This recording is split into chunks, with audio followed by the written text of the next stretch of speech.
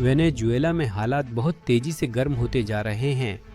America ने अभी अभी 10 F-35 स्टेल्थ फाइटर जेट्स को प्यूर्टो रिको के एक बेस पर तैनात किया है, जो वेनेजुएला के तट से सिर्फ 300 मील दूर है। यह सब सीधे तौर पर उन चेतावनियों के जवाब में हो रहा है जो अमेरिकी जहाजों को वेनेजुएला वायुसेना से मिली हैं। मैं इसका मतलब यह बताना चाहता हूँ। आज सुबह अमेरिकी अधिकारियों ने इसे उकसाने वाली कार्रवाई बताया। पेंटागन का कहना है कि 2 वेनेजुएलाई सैन्य विमान एक अमेरिकी नौसेना के जहाज के पास से गुजरे। ऐसा लगता है यह शक्ति प्रदर्शन है। कुछ दिन बाद अमेरिकी सेना ने दक्षिणी कैरेबियन में एक नाव पर हमला किया जो कथित तौर पर वेनेजुएला से ड्रग्स ला रही थी, जिसमें 11 लोग मारे गए। पेंटागन ने कहा कि वेनेजुएलाई उड़ानें हमारे काउंटर नार्को टेरर ऑपरेशनों में हस्तक्षेप के लिए थीं। यह हथियारों के खिलाफ युद्ध है, यह आतंकवाद के खिलाफ युद्ध है। बस कल ही विदेश मंत्री मार्को रूबियो ने इक्वाडोर में लैटिन अमेरिका से निकलने वाली ड्रग्स पर प्रशासन की सख्ती को और बढ़ा दिया। 2 इक्वाडोरियन गैंग्स को विदेशी आतंकवादी संगठन घोषित किया गया है और ड्रग कार्टेल्स पर और हमले करने की कसम खाई गई है। अगर आप मेरी तरह हैं तो वो कहानी सुनकर आपके मन में भी कई सवाल आए होंगे। पहला सवाल तो साफ है, आखिर उनके पास F-16 विमान आए कहां से?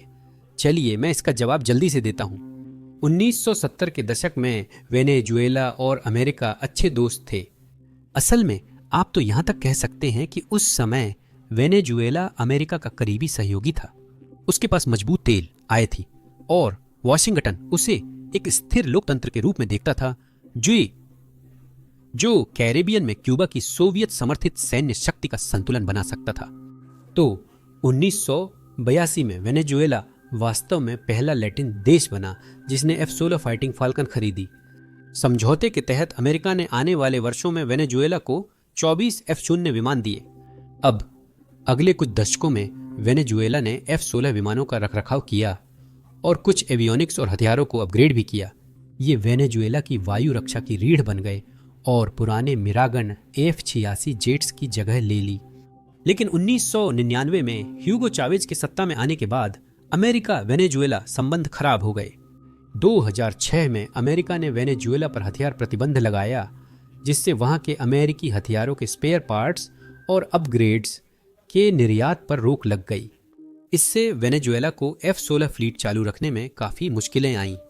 आधिकारिक पार्ट्स के बिना वेनेजुएला को ब्लैक मार्केट से कंपोनेंट्स खरीदने, रिवर्स इंजीनियरिंग करने या प्लेनों को तोड़कर उनके पार्ट्स निकालने पर मजबूर होना पड़ा। यानी कुछ विमानों के पार्ट्स निकालकर बाकी विमानों को उड़ाने के लिए इस्तेमाल करना पड़ा। 2010 तक केवल कुछ ही F-16 विमान उड़ान के लायक बचे थे। यही वह समय था जब वेनेजुएला ने रूस की ओर रुख किया और नए Su-30 विमान खरीदे, और इसके बारे में हम वीडियो में आगे बात करेंगे। 2025 तक 24 में से ज्यादातर F-16 विमान जमीन पर हैं। असल में विशेषज्ञों का कहना है कि 5 से भी कम विमान वास्तव में अब भी उड़ सकते हैं, और वो भी सीमित क्षमताओं के साथ। इस कहानी का मजेदार हिस्सा ये था कि वेनेजुएला ने 2006 में इन्हें ईरान को बेचने की कोशिश की, मगर सौदा पूरा नहीं हुआ।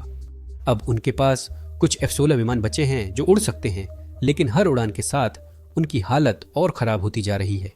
और उन्होंने इनमें से 2 का इस्तेमाल राष्ट्रपति ट्रंप को एक बहुत ही गलत संदेश भेजने के लिए किया, जो अब उल्टा पड़ता दिख रहा है, क्योंकि वेनेजुएला की सीमाओं के करीब सिर्फ F-35 ही नहीं आ रहे हैं, हमारे पास और भी शक्तिशाली हथियार हैं। आज सुबह ही हमें एक और C-17 के प्यूर्टो रिको की ओर जाने की खबर मिली। इस बार JB लुइस मैककॉर्ड से, जो 2 ND रेंजर बटालियन का घर है। वेनेजुएला के आसपास लगातार कई ठिकानों पर पहुंच हो रही है।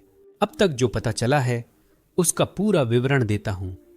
उससे पहले मैं आपको ट्रंप की वेनेजुएला पर प्रतिक्रिया दिखाना चाहता हूं। अमेरिकी नौसेना के जहाज को F-16 विमानों से चेतावनी देना। यहां वह क्लिप है जिसमें वेनेजुएला ने एक बार फिर अमेरिकी नौसैनिक जहाजों के ऊपर से विमान उड़ाए हैं। मैं कहूँगा वे मुश्किल में पड़ेंगे, ये हम उन्हें बताएंगे। हमने सुना था ऐसा हुआ, पर असल में नहीं था। जैसा उन्होंने कहा वैसा नहीं था। मैं कहूँगा जनरल, अगर वे ऐसा करें तो आप जो चाहें कर सकते हैं। अगर वे खतरनाक स्थिति में उड़ते हैं तो आप ऐसा कर सकते हैं।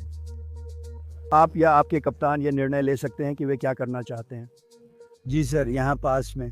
फिर से हमारे पास एक संदेश है। और आपने कहा था कि वे पार नहीं गए। बोलिए, वे कितने करीब पहुंचे थे? आपने कहा था विमान गए थे।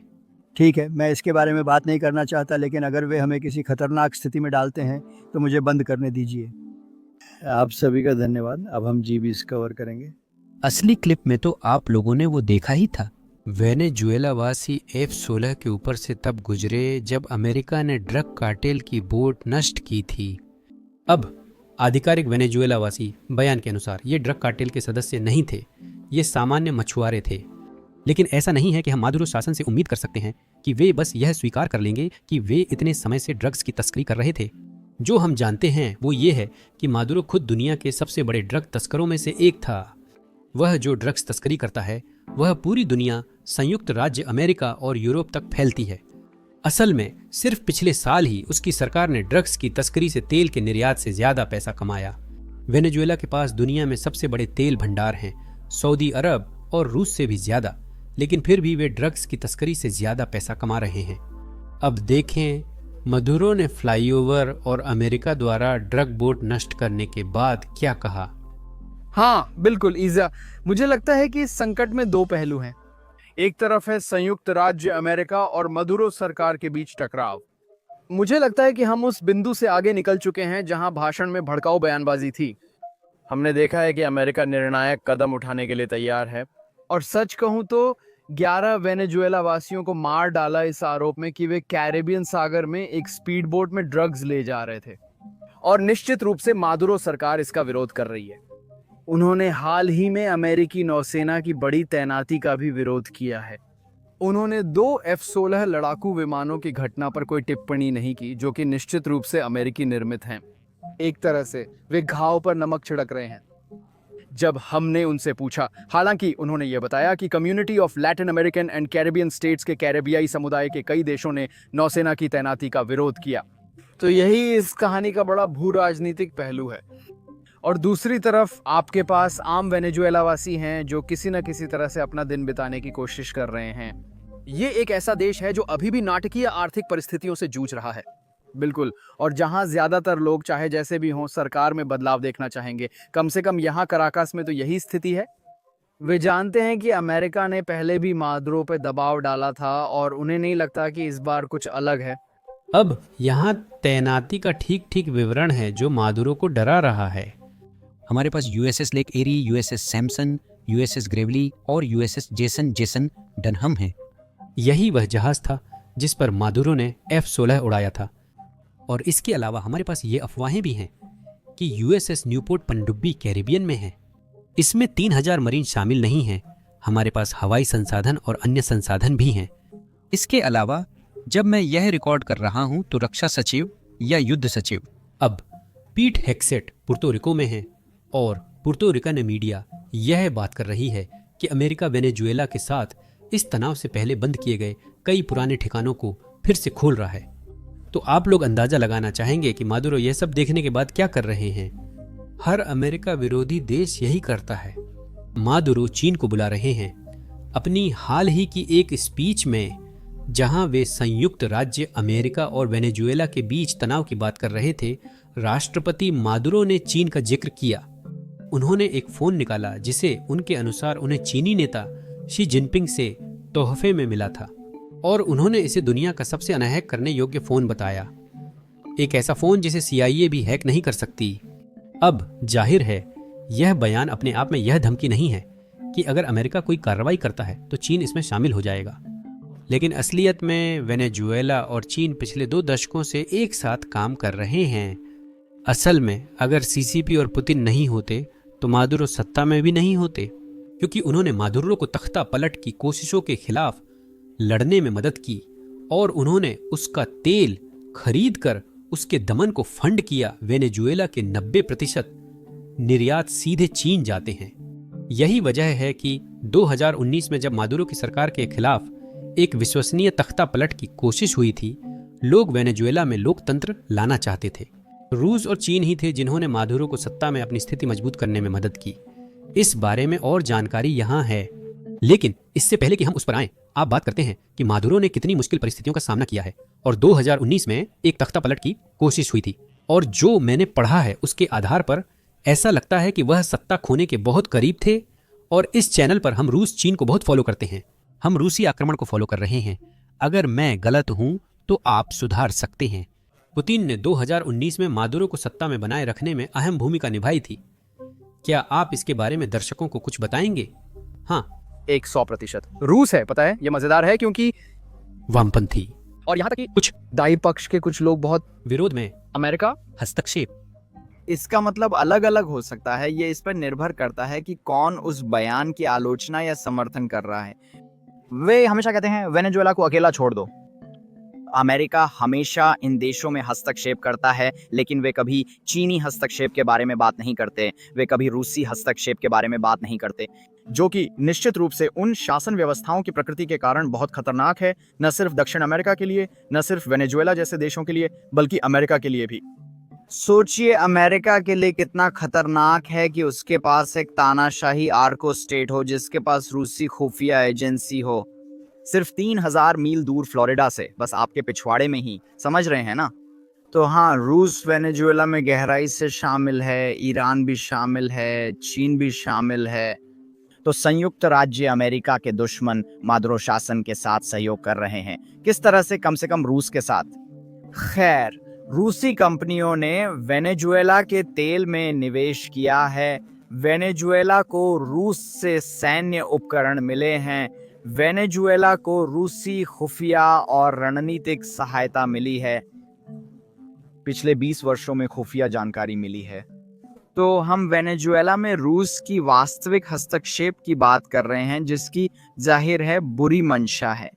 अभी इसी साल मई 2025 में रूस और वेनेजुएला ने एक साझेदारी अनुबंध पर हस्ताक्षर किए। तो ये पहले से कहीं ज्यादा महत्वपूर्ण है, खासकर पूर्वी यूरोप में जो संघर्ष है उसके लिए, कि अमेरिका ये समझे कि यह हमारा प्रभाव क्षेत्र है। अमेरिका को रूस को वेनेजुएला में हस्तक्षेप और वहां शक्ति बनाए रखने की अनुमति नहीं देनी चाहिए।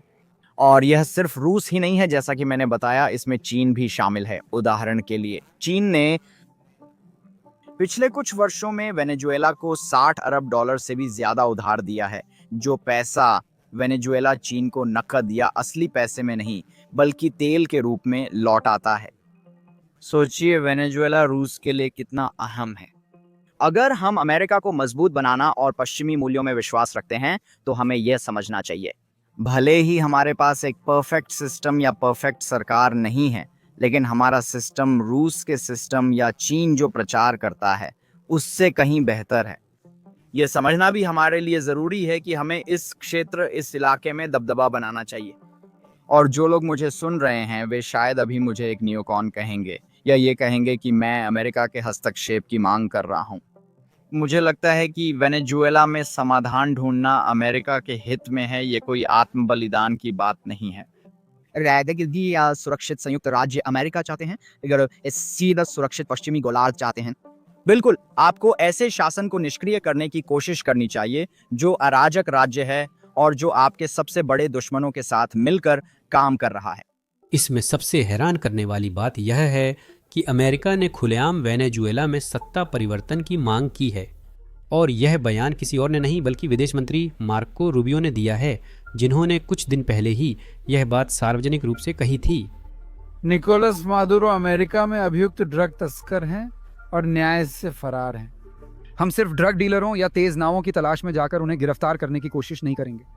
राष्ट्रपति ने कहा कि ये समूह 30 सालों से हम पर युद्ध कर रहे हैं, इसलिए वह इनके खिलाफ युद्ध छेड़ना चाहते हैं। लेकिन कई मामलों में ऐसा करने की जरूरत नहीं है, क्योंकि मित्र देशों की सरकारें हमारी मदद करेंगी। वे खुद भी ऐसा कर सकते हैं और वे करेंगे भी, और हम उन्हें ऐसा करने में मदद करेंगे। YouTube ने अभी एक चौंका देने वाली घोषणा की है। यह क्रिएटर्स को हर दिन $64 मिलियन दे रहा है। क्यों? क्योंकि YouTube के पास पर्याप्त क्रिएटर्स नहीं हैं। इसीलिए आप होम पेज पर ऐसे वीडियो देखते हैं जिनके व्यूज 1000 से कम होते हैं, जैसे ये वीडियो। जाहिर है इसका मतलब ये नहीं कि सबको चैनल शुरू करना चाहिए, लेकिन अगर आपने कभी YouTube चैनल या बिना चेहरे वाला चैनल शुरू करने के बारे में सोचा है तो अभी एकदम सही समय है। YouTube हर दिन क्रिएटर्स को करोड़ों रुपए दे रहा है और अब पहले से कहीं ज्यादा नए और छोटे चैनलों को आगे बढ़ा रहा है। मुझे यकीन है कि आपके मन में चैनल शुरू करने और बढ़ाने को लेकर कई सवाल हैं। हमें ईमेल पर कई लोगों के ऐसे सवाल मिलते रहते हैं, इसीलिए हमने तय किया कि अपनी सारी YouTube सलाह एक ही YouTube वीडियो में बिल्कुल मुफ्त में दें। अगर आप खुद का चैनल शुरू करना चाहते हैं तो डिस्क्रिप्शन के लिंक या स्क्रीन पर कार्ड पर क्लिक कर YouTube पर वह वीडियो देखें